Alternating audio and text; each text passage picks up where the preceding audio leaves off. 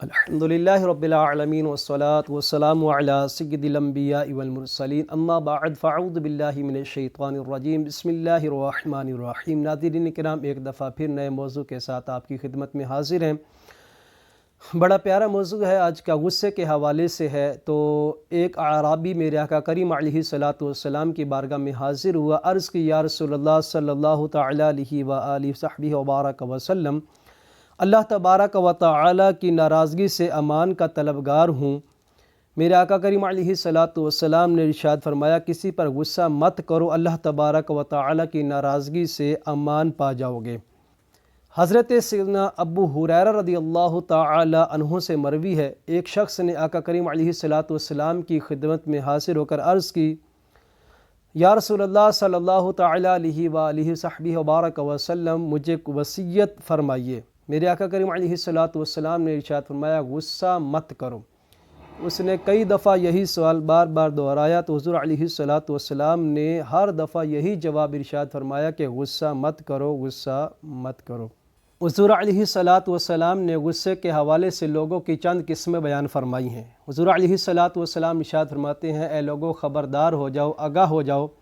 بعض لوگ ایسے ہوتے ہیں جن کو دیر سے غصہ آتا ہے لیکن جلدی ختم ہو جاتا ہے، اور بعض لوگ ایسے ہوتے ہیں جن کو جلدی غصہ آتا ہے اور جلدی ہی ختم ہو جاتا ہے، اور کچھ ایسے بھی ہوتے ہیں کہ جن کو جلدی غصہ آتا ہے اور دیر سے ختم ہوتا ہے، اور ان میں سے بہترین لوگ وہ ہیں، اچھے لوگ وہ ہیں جن کو دیر سے غصہ آتا ہے لیکن بہت جلد ختم ہو جاتا ہے، اور برے لوگ وہ ہیں جن کو غصہ تو بہت جلدی آ جاتا ہے لیکن دیر سے زائل ہوتا ہے۔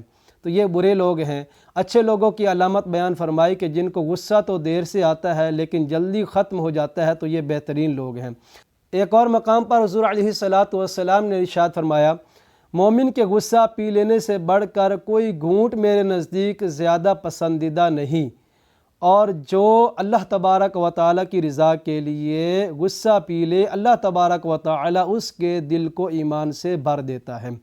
ابن ماجہ کی حدیث مبارکہ ہے، حضور علیہ السلام ارشاد فرماتے ہیں کسی بندے نے اللہ تبارک و تعالی کے نزدیک کوئی گھونٹ اس غصے کے گھونٹ سے بہتر نہ پیا جسے بندہ اللہ تبارک و تعالی کی رضا جوئی کے لیے پی لے۔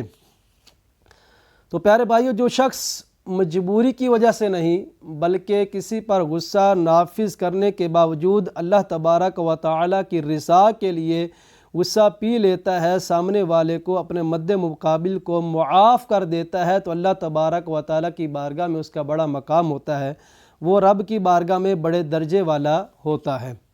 حضرت سیدنا وہب بن منبہ رضی اللہ تعالی عنہ بیان فرماتے ہیں کہ ایک راہب اپنی عبادت گاہ میں اللہ تبارک و تعالی کی عبادت میں مصروف تھا۔ شیطان نے اسے گمراہ کرنے کا ارادہ کیا لیکن گمراہ کرنے میں کامیاب نہ ہو سکا۔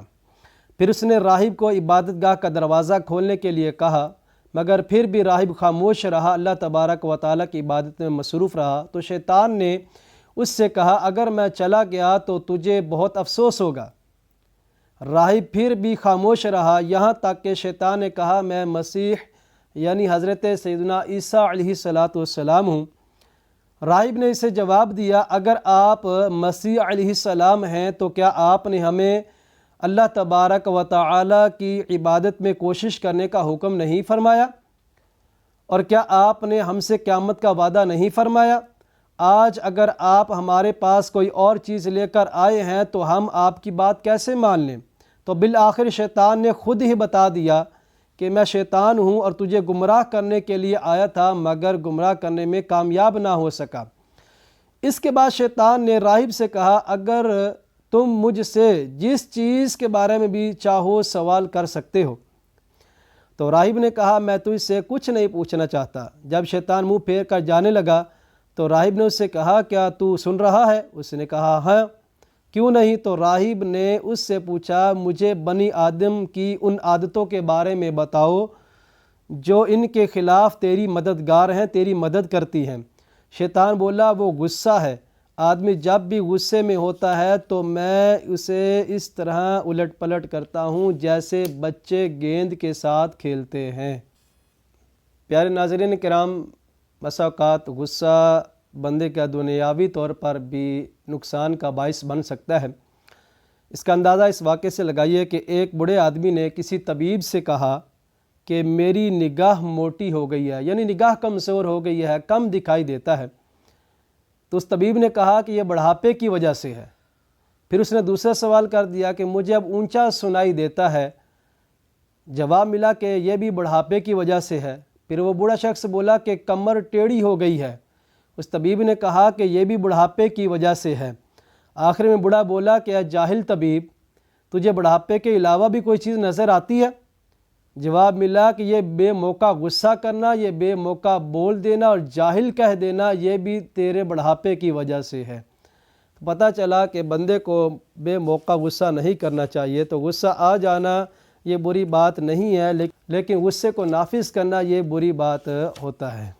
تو پیارے بھائیو، بالفرض اگر کبھی غصہ آ بھی جائے تو ہمیں اس حدیث مبارکہ پر عمل کرنا چاہیے۔ چنانچہ ام المؤمنین حضرت سیدتنا عائشہ صدیقہ رضی اللہ تعالی عنہا کو جب غصہ آتا تو میرے آقا کریم علیہ الصلاۃ والسلام ان سے ارشاد فرماتے کہ یوں کہو، اے اللہ، اے محمد کے رب، میرے گناہ بخش دے اور دل کے غصے کو ختم فرما اور مجھے گمراہ کرنے والے ظاہری اور باطنی فتنوں سے محفوظ فرما۔ اسی طرح فقہاء کرام نے، علماء کرام نے غصے کے اور بھی علاجات جو بیان فرمائے ہیں۔